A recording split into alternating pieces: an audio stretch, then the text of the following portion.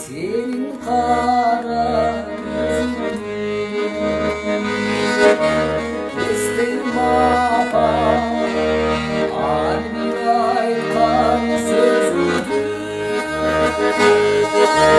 Oy oy beni,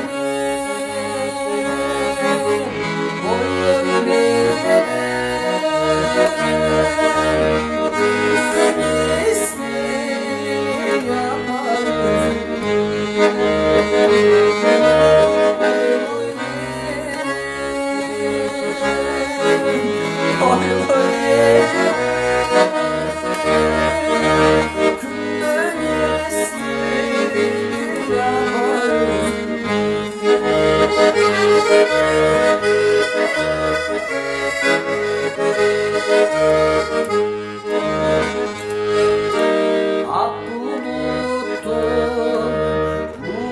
Paskan taşları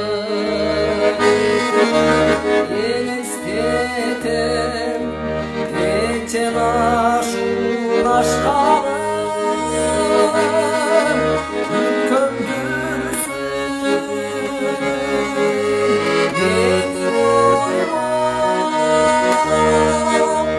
dasları kondu cayrakları.